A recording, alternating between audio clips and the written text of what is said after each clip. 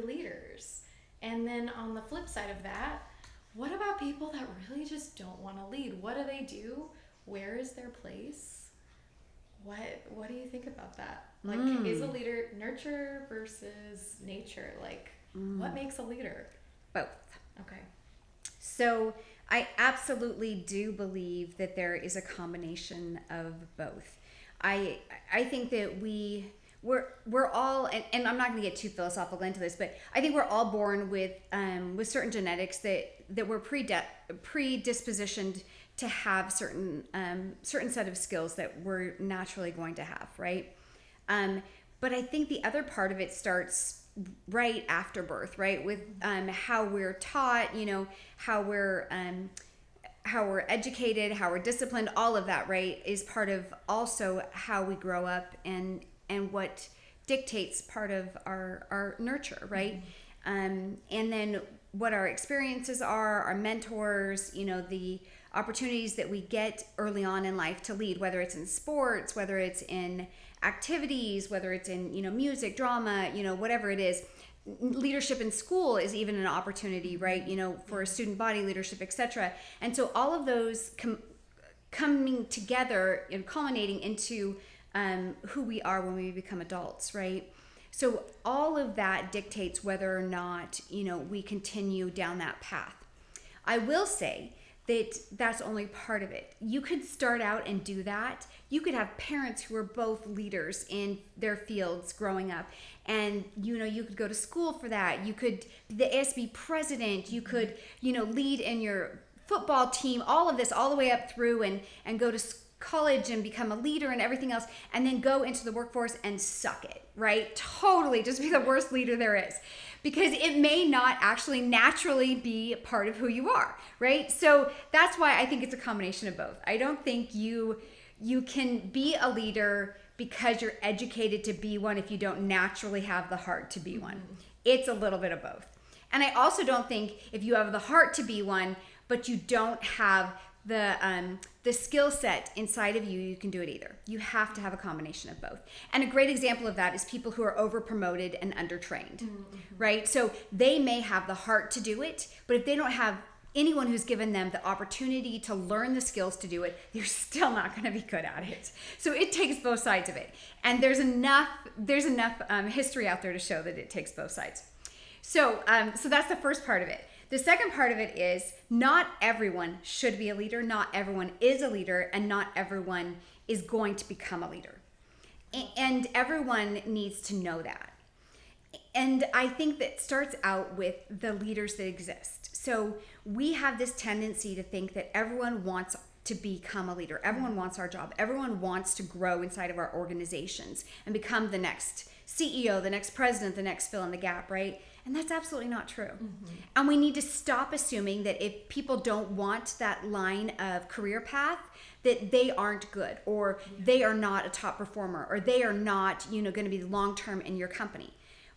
Hopefully that's not the case, because if everyone wanted to become the next CEO, who the heck's going to do the work, right? Who is going to be the one who's doing the quality control? Who is going to be running that line? Who is going to be inventing the next, project in the engineering department, right? So if everyone's trying to become the next leader, you have this path of people, fighting for leadership, and everything's falling apart on the plant floor, right? You have to have both sides.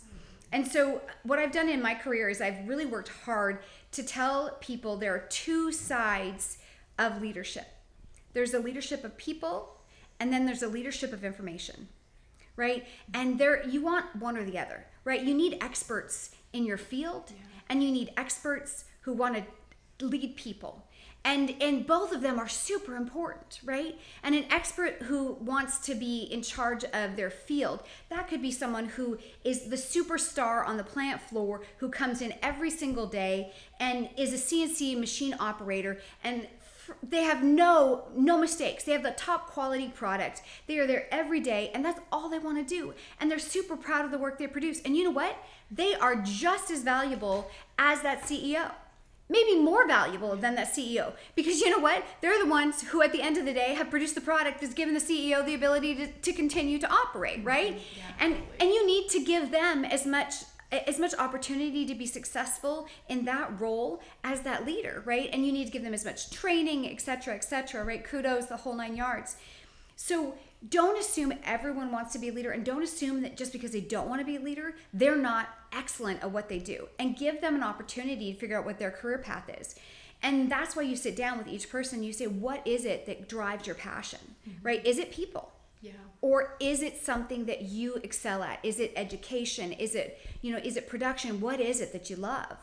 And then that's where you figure out where you've got the individuals who are experts in their field or experts with people. And then that's where you nurture, right? And that's where you give them the skills to do that. That's how I feel is the best way to lead in an organization and to find your next level leaders. Yeah, I love that. I also do love the idea of celebrating the people that don't want to be leaders, because I don't think we really hear about that very often. But I think that's really important because, what do you do? And do you feel like a failure if you don't really want to lead a team in that way? But I love that. I love the way you put that. And I think people do. They feel like if you don't celebrate that, they feel like a failure. Mm-hmm. They feel like this is all there is for me, right? And so I truly do believe in career paths for both, right? So if you're a leader, and you know this, right? You started out probably as a lead or a supervisor, and then you went to become a manager, and then a senior manager, and then a director, et cetera, right? And there's a real easy career path. You know what those next steps of leadership are to get there.